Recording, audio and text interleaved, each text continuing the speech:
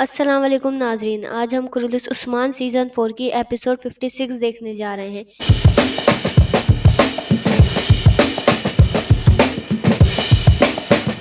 اس قسط کے آغاز میں ہم دیکھتے ہیں کہ عثمان صاحب اور ان کے سپاہی کونیا جانے کے لیے روانہ ہو جاتے ہیں۔ پھر ہم دیکھتے ہیں کہ جنگل میں منگول سماگر بیٹھا ہوا ہوتا ہے۔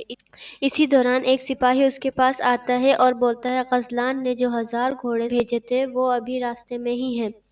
پھر منگول سماگر بولتا ہے چلو پھر تیاری کرو کیونکہ کونیا اپنے حقیقی مالک کو ملنے والا ہے۔ اتنے میں ایک اور سپاہی اس کے پاس خط لے کر آیا ہے جو والدہ سلطان نے بھیجا تھا، اور اس خط پر لکھا ہوا تھا کہ عثمان صاحب اور ان کے سپاہی کونیا کے لیے روانہ ہو گئے ہیں۔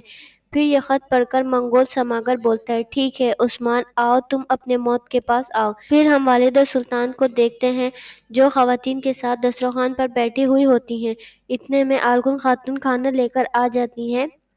پھر سلطانہ کھانا کھاتی ہیں اور اسے وہ کھانا بالکل پسند نہیں آتا اور وہ سارا کھانا زمین پر پھینک دیتی ہے اور بولتی ہے یہ کیا ہے؟ یہ سن کر آرگن خاتون بولتی ہے میں نے کیا کیا ہے والدہ سلطان؟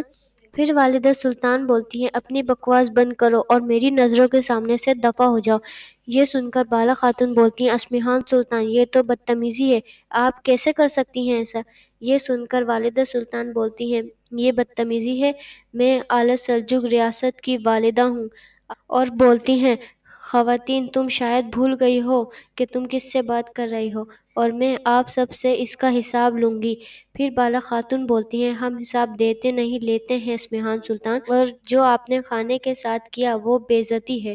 اور پھر والدہ سلطان بولتی ہیں چلے بینگی خاتون ہم اپنی باتیں کرتے ہیں، اور خواتین سے بولتی ہیں خواتین تم سب بینگی خاتون سے معافی مانگو جو تم نے ان کی بیٹی کے ساتھ کیا۔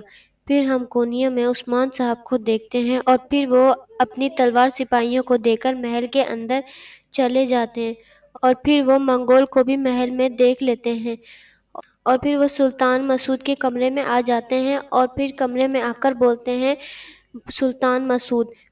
پھر عثمان صاحب سلطان مسعود کو آواز لگانے لگتے ہیں اور پھر منگول سماگر آ جاتا ہے، اور پھر اس کے بعد تمام سپاہی بھی نکل آتے ہیں اور پھر سب اپنی تلواریں نکال کر عثمان صاحب کی طرف کر لیتے ہیں، اور پھر ہم والدہ سلطان کو دیکھتے ہیں اور بولتی ہیں چلو اب ان سے معافی مانگو سب، اور پھر سب خواتین کو غصہ آنے لگتا ہے اور عائشہ خاتون بولتی ہیں بس ہم نے شادی کے لیے ان کی بیٹی کا ہاتھ مانگا تھا، ہم ان سے معافی نہیں مانگیں گے۔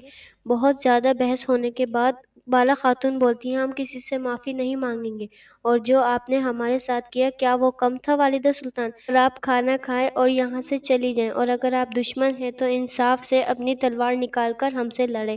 اور یہ سن کر والدہ سلطان کھڑی ہو جاتی ہیں اور بولتی ہیں تم مجھے نکالنے کی بات کر رہی ہو؟